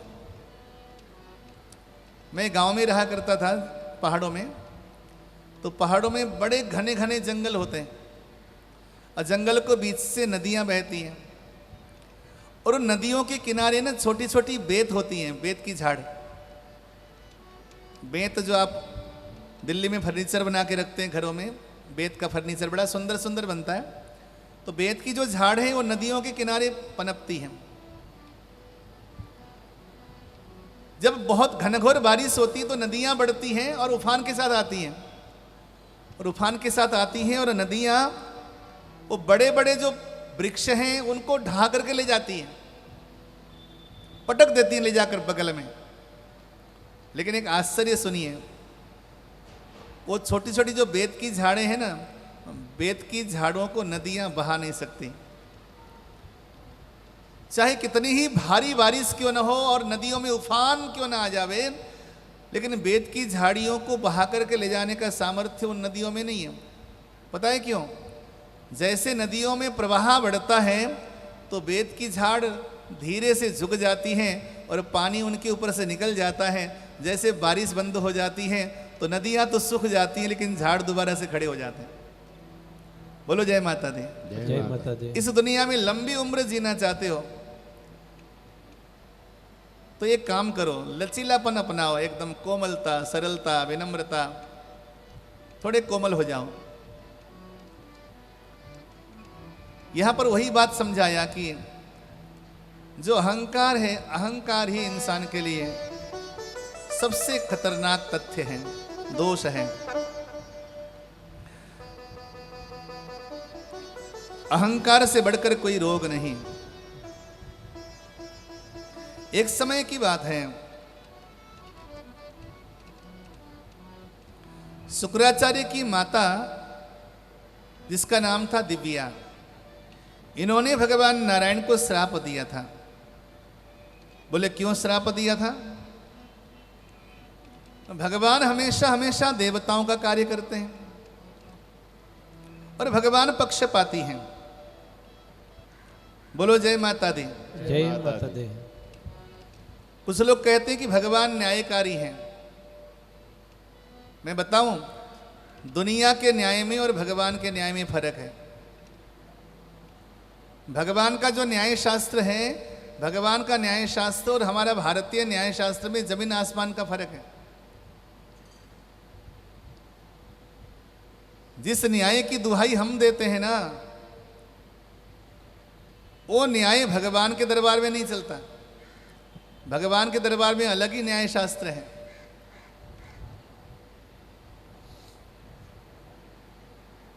लोग कहते हैं कि भगवान पक्षपाती नहीं होता, लेकिन शास्त्र कहते हैं, महापुरुष कहते हैं कि भगवान पक्का पक्षपाती होता है। एक बार दोनों बाजू उठा के बोलो जय माता दी। जय माता दी। बाप से बोलो जय माता दी। जय माता दी। बताइए भगवान पक्षपाती होता है कि नहीं? भगवान पक्षपाती होता है। क्यों होता है? क्योंकि जो न्याय सिद्धांत समाज में चलता है वो न्याय सिद्धांत भगवान के दरबार में नहीं चलता। इसलिए श्री कृष्ण के माथे पे देखिए जरा, श्री कृष्ण के मस्तक पे पंख लगा हुआ है। इस पंख को क्या कहते हैं पता है? इसको संस्कृत में कहते हैं पक्ष। चाहे राम जी के माथे पे देखो, चाहे माता रानी के मस्तक पे भी देखो, अगर ना पहनाया हो तो अलग बात है, लेकिन माता रानी के शीश पर भी मोर पंख हमेशा सुशोभित रहता है। चाहे राम जी के मस्तक पे देखो तो मोर पंख है, चाहे कृष्ण के मस्तक पे देखो तो मोर पंख है। ये मोर पंख क्या क्या दृश्य दिखाता है हमें, क्या समझाता है पता है? ये मोर पंख समझाता है कि भगवान पक्षपाती है। क्योंकि पंख को संस्कृत में पक्ष कहते हैं। पक्ष यानी कि एक पक्ष को धारण करने वाला। भगवान पक्षधारी हैं। और नाम कितना सुंदर है, मोर पंख। मोर यानी कि मेरा, जो मेरा भजन करेगा, जो मेरी शरण में आएगा, जो मुझे भजेगा, जो मुझे अपना सर्वस्व मानेगा, मैं उनका पक्ष लूंगा। इसलिए मैं मोर पंख धारण करता हूं। मोर पंख यानी कि जो मेरा पक्ष होगा, जो मुझे चाहेगा, जो मुझे भजेगा, मैं उसका पक्ष लेता हूं। भगवान के न्याय व्यवस्था में और संसार की न्याय व्यवस्था में फर्क है। कोई तुलना है ही नहीं। इसलिए भगवान ने हमेशा हमेशा भक्तों का पक्ष लिया और भगवान ने हमेशा देवताओं का पक्ष लिया। भगवान ने राक्षसों का पक्ष नहीं लिया। कायदा तो है कि दोनों भगवान के बच्चे हैं, देवता भी भगवान के बच्चे हैं और दैत्य राक्षस भी भगवान के बच्चे हैं, लेकिन हमेशा हमेशा भगवान ने देवताओं का पक्ष क्यों लिया? क्योंकि भगवान की नीति है, जो मेरा बनेगा, जो मुझे अपना बनाएगा, मैं तो उसका पक्ष लूंगा। जो मुझे भजेगा ही नहीं, जो मेरे पास आएगा ही नहीं, जो मेरे से कोई नाता जोड़ेगा ही नहीं, जो मेरे से कोई संबंध रखेगा ही नहीं, तो मैं उसका पक्ष क्यों लूंगा? एक दुनिया की परिभाषा भी यदि आप समझें, आपके पड़ोस में 4 जने रहते हैं, 2 जने आपसे बात नहीं करते, आज 4 साल हो गए, और 2 जने आपसे पक्की दोस्ती रखते हैं। अब जरा बताओ कि आप अपनी शादी विवाह में, अपने कार्यक्रम में किसको बुलाओगे? पहले भाई जो आपसे बातें करता है, जो आपसे लगातार संबंध में रखता है, आपके संपर्क में है। हालांकि जो आपसे बातें नहीं करता, पड़ोसी के नाते आप उसको भी बुला तो लोगे, लेकिन फिर भी पक्ष तो आपका उनका ही रहेगा जो आपसे चर्चा करता है, बातें करता है, सुख दुख में आपका साथी है, जो आपसे संबंध जोड़ चुका है। यही भगवान का कानून भी है। यहां पूछा कि भगवान ने राक्षसों का पक्ष लिया, देवताओं का पक्ष लिया, राक्षसों का पक्ष नहीं लिया, ऐसा क्यों? बोले क्योंकि देवता भगवान की शरण में रहते हैं। देवता हमेशा कहते हैं कि हे माता रानी, हम तुम्हारे हैं, हे मैया तुम हमारी रक्षा करो, हम तुम्हारे हैं। जब भी छोटे छोटे दुख आते हैं तो माता रानी को पुकारते हैं, वंदन करते हैं। जब परेशानियां आती हैं तो वैष्णो देवी की याद आती है कि नहीं आती है? बोलो। जब खुशियां आती हैं तो, बच्चों की शादी होती है तो क्या करते हो? चलो पहली बार दर्शन करके आओ माता रानी के। होता है कि नहीं होता? जब गम आते हैं, परेशानियां होती है तो माता रानी की याद करते हैं। क्योंकि जो भजन करेगा मां, उसी की तो रक्षा करेगी।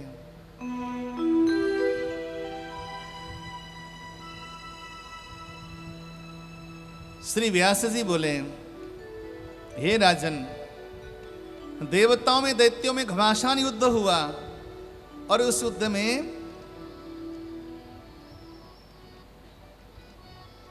शुक्राचार्य की ऐसी मंत्र शक्ति के द्वारा शुक्राचार्य ने देवताओं को ज्ञान शून्य कर दिया। मैंने जो कल मंत्र दिया था, एक मंत्र बोला था ओम क्लीम, परसों का मंत्र था ओम ह्रीम ओम एम। ये बहुत बड़े मंत्र हैं। ओम एम, ओम ह्रीम, ओम क्लीम, ये तीनों बीज मंत्र जो हैं, ये संपूर्ण देवी भागवत की आत्मा है। ये देवी भागवत इन तीनों बीज मंत्रों के अंदर आधारित है। जो एम बीज है वो वाणी बीज है, जिसे हम सरस्वती का बीज कहते हैं। जो ह्रीम बीज है उसे माया बीज कहते हैं, जो कि लक्ष्मी जी का बीज है। और जो क्लीम बीज है, काम बीज है, ये माँ काली का बीज है। ये पूरी कथा इन तीनों बीज मंत्रों में समाहित है। ये शुक्राचार्य के पास ये बीज मंत्र आ गया, क्लीम नाम का काम बीज मंत्र आ गया। महामाया तो महामाया है। अब प्रथम दिवस हमने सुना था कि मधुकैटभ ने एम नाम की बीज के द्वारा, एम बीज के द्वारा महामाया की साधना करी, और साधना करने का प्रतिफल ये हुआ कि मधुकैटभ इतने बलशाली हो गए कि भगवान नारायण ही हार गए। भैया भजन करने वाला हो, चाहे कोई भी हो, तुम देवता हो, राक्षस हो, असुर हो, कोई भी हो, भजन करने वाला होना चाहिए। अब यहां पर शुक्राचार्य के पास वो क्लीम नाम का काम बीज आ गया। काम बीज के माध्यम से इन्होंने देवताओं को निरस्त कर दिया, देवताओं को परास्त कर दिया। यावदहं मंत्र विद्या मानयिष्यामि शंकरात् तावद्भवद्धिस्थातव्यं तपोयुक्तैः समान्वितैः।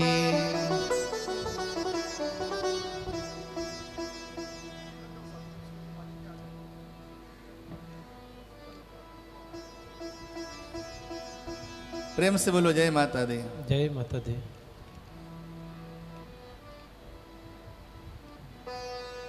शुक्राचार्य के पास ऐसा बीज मंत्र आ गया, ऐसा कवचित करने वाला बीज मंत्र आ गया, उसके द्वारा देवता सब परास्त हो गए और शुक्राचार्य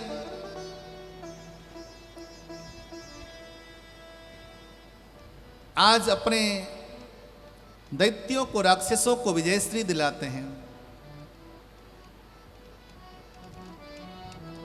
लेकिन भगवान शिव ने जब देखा कि देवता परास्त हो गए हैं,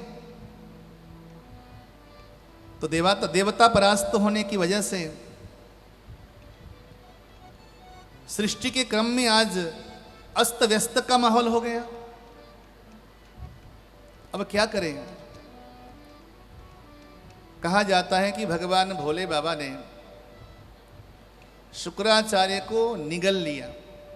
बोलो जय माता दी। जय माता दी। शुक्राचार्य को भक्षण कर लिया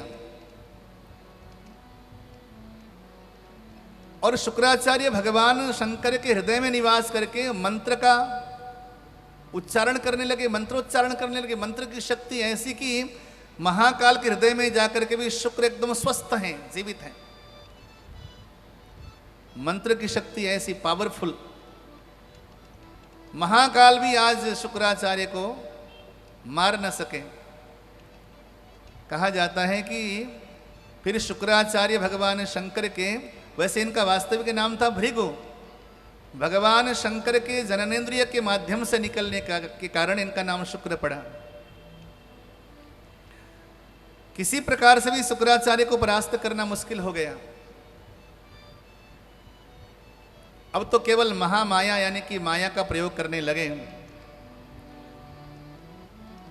शुक्राचार्य के पास महामृत्युंजय मंत्र और मृत संजीवनी मंत्र आ गया, क्योंकि शुक्राचार्य भगवान शंकर को गुरु मानते थे।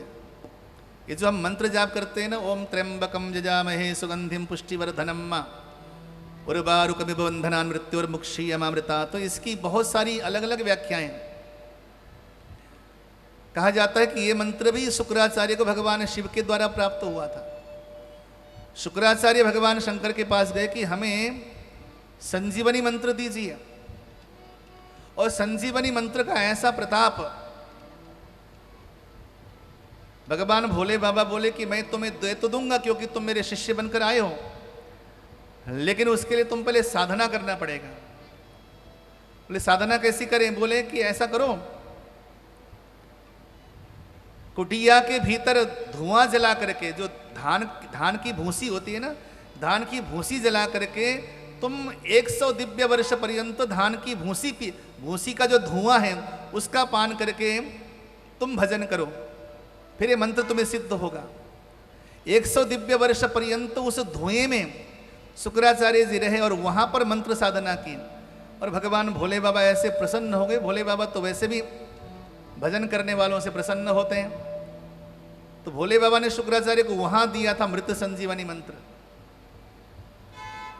ओम हौं जुंग सह ओम भूर्भुवः स्वः ओम त्र्यंबकं जजामहे सुगंधिं पुष्टिवर्धनम् उर्वारुकमिव बन्धनान् मृत्युर्मुक्षीयमामृतात्। ओम स्वर भुवर्भु ओम सह जुंग होंग ओम, ये बीज मंत्र युक्त जो मृत संजीवनी मंत्र है, ये सबसे पहले शुक्राचार्य के पास आया था भगवान भोले बाबा के द्वारा। और शुक्राचार्य ऐसे परम तपस्वी की आज जब देवता और दैत्य लड़ रहे हैं आपस में, देवता जितने दैत्यों को मार देते हैं उन्हें शुक्राचार्य इसी मृत संजीवनी मंत्र के द्वारा पुनः जीवित कर देते थे। बोलो जय माता दी। जय माता दी। और ये मंत्र मैंने बहुत बार आजमाया है। भी कोरोना काल में कम से कम हमने 20 लोगों के लिए इस मंत्र का प्रयोग किया, 20 लोगों के लिए। और 100% उसमें सक्सेस हुए।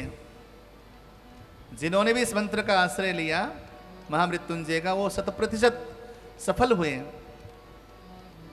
क्योंकि वास्तव में मृत संजीवनी है। मृत संजीवनी का मतलब जो मर गया हो उसको दोबारा से जीवन दान दे देंगे, ऐसा मंत्र है मृत संजीवनी।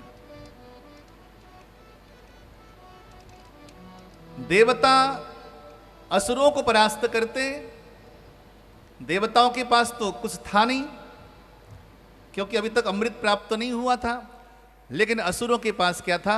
मृत संजीवनी मंत्र था। वो मरते दोबारा से शुक्राचार्य जीवित कर देते थे। बहुत लंबे समय तक लड़ते रहे देवता असुर।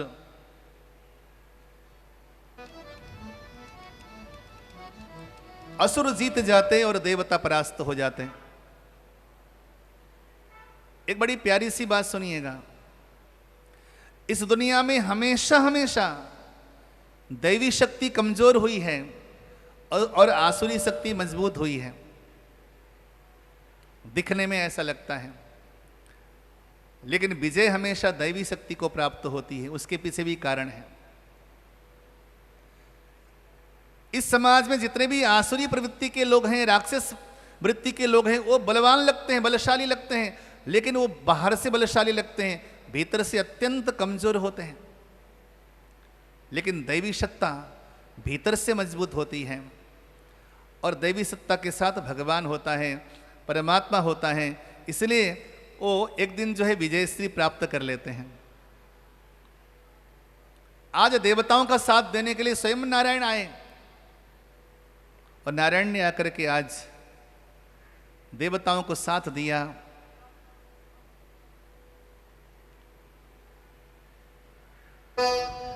घनघोर युद्ध आरंभ हो गया, और वहां पर असुर पराजित हो गए।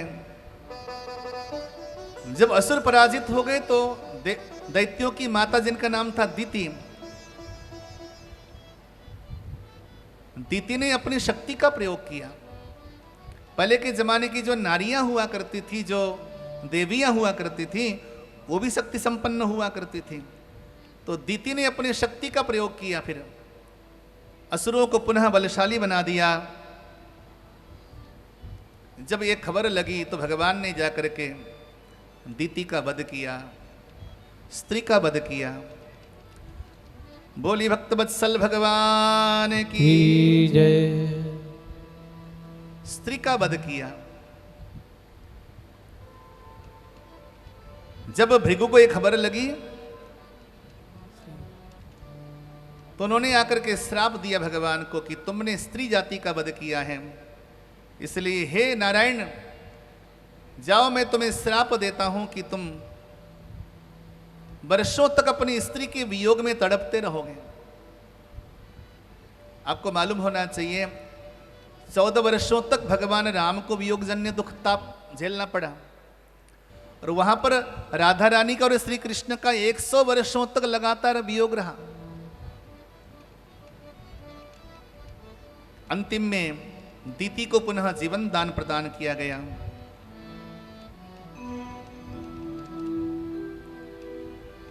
अब समस्या ये हो गई, शुक्राचार्य के पास जो विद्या है वो विद्या पुनः हमें कैसे प्राप्त हो? देवताओं में खलबली मच गई। एक प्यारी सी बात सुनिएगा, यदि उत्तम विद्या किसी अधम व्यक्ति के पास हो ना, तो वहां पे छोटे बन के जाना और जाकर के ग्रहण कर लेना।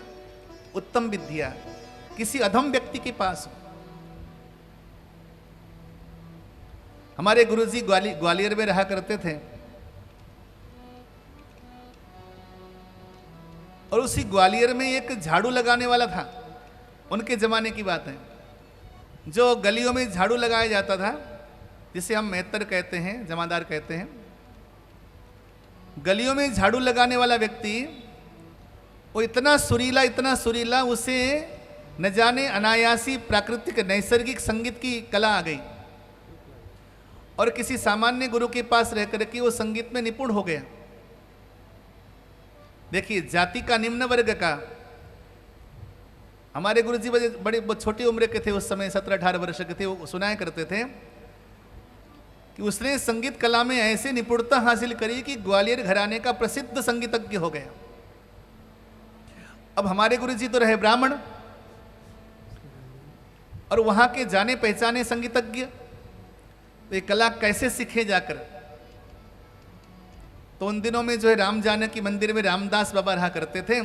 रामदास बाबा बोले कि देख, अगर उत्तम शिक्षा उत्तम गुण किसी के पास है, वो गुण के द्वारा ही इंसान का परिचय होता है, जन्म के द्वारा जातिगत परिचय नहीं होता। जा जाकर के वहां सीख के आ। और 12 साल तक उनके पास वो झाड़ू लगाने वाला व्यक्ति किसी जमाने में, ऐसे व्यक्ति की शरण में जाकर के उन्होंने संगीत की और अनेकों शास्त्रों की शिक्षा ग्रहण करी। तो महापुरुष कहते हैं कि उत्तम विद्या किसी के पास है तो उस विद्यावान व्यक्ति के पास हाथ जोड़ करके जाना चाहिए। इस दुनिया में व्यक्ति की पूजा नहीं होती है, गुणों की पूजा होती है। गुणों के द्वारा ही इंसान का सम्मान होता है। अब शुक्राचार्य के पास विद्या है, ये विद्या कैसे प्राप्त हो? देवताओं में आपस में खलबली मच गई। किसी प्रकार से भी जो मृत संजीवनी मंत्र है उनके पास, शुक्राचार्य के पास, अगर ये देवताओं को प्राप्त हो जाए तो देवता हमेशा बलशाली बने रहेंगे, मरेंगे नहीं, क्योंकि राक्षस तो कभी मरते ही नहीं है। अगर कोई मर जावे तो उसको मंत्र प्रयोग करके जीवित कर देते हैं, जिंदा कर देते हैं शुक्राचार्य। अब यहां पर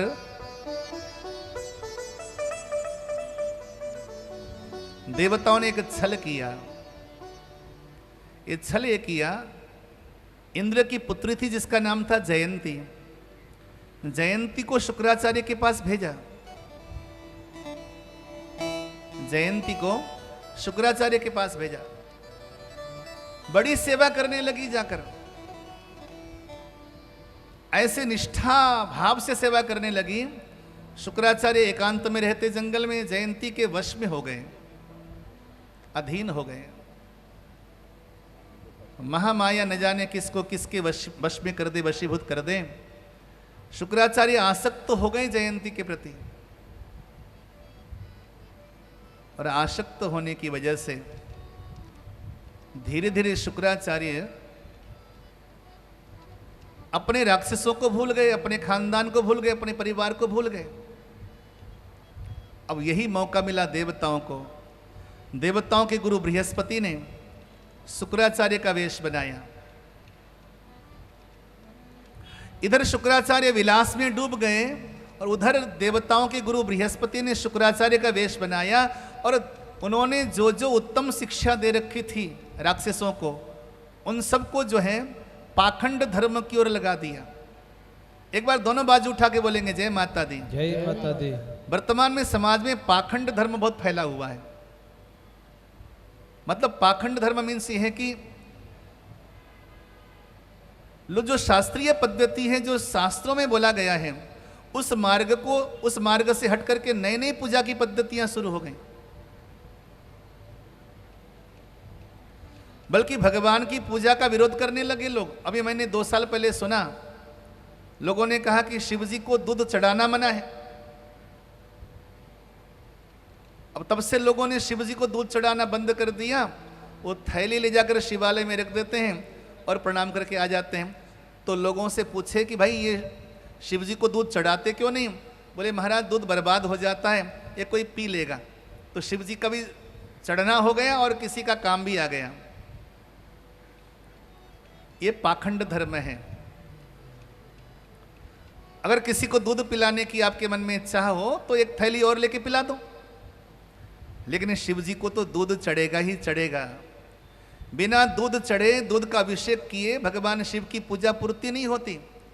ये सारे पुराणों में जो लिखा हुआ है, अलग अलग कामनाओं से अलग अलग प्रकार की उपासना की पद्धति है। दूध चढ़ाने का अलग फल है, जल चढ़ाने का अलग फल है, पंचामृत चढ़ाने का अलग फल है, फलों के रस से अभिषेक करने का अलग फल है, गन्ने के रस से अभिषेक करने का अलग फल है, शत्रुओं को परास्त करना हो तो तेल से अभिषेक करें, रोग को दूर करना है तो मधु के द्वारा भगवान भोले बाबा को अभिषेक करें, और सुनिए, दुर्वारस जो हम दुर्वा चढ़ाते हैं भगवान गणेश को, दुर्वारस के द्वारा भगवान भोले बाबा को अभिषेक करने से इंसान मृत्यु की शैया से भी उठ करके जीवित हो जाता है। बोलो जय माता दी। जय माता दी। लेकिन जो शास्त्रों की पद्धति उसे तो हमने भुला दिया और दुनिया भर के पाखंड धर्म को हमने अपना लिया। सुनो, पाखंड क्या है? शास्त्रों के विरुद्ध काम करना ही पाखंड है। शास्त्रों के मत के अनुसार चलना वो धर्म है। वेद प्रणिहितो धर्म यधर्मस्तद विपर्ययः, वेद ने जो बताया उसका पालन करना धर्म है और वेद विरुद्ध काम करना वो अधर्म है। जब भी आप बैठे घर में किसी विद्वान आचार्य के साथ चर्चा करें, क्या शास्त्र सम्मत है, उसके अनुसार ही कार्य करें। सुंदर से भाव के साथ।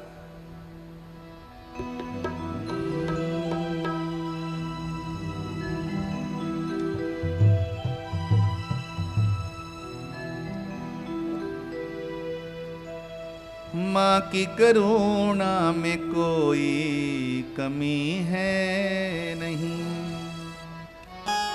माँ की करुणा में कोई कमी है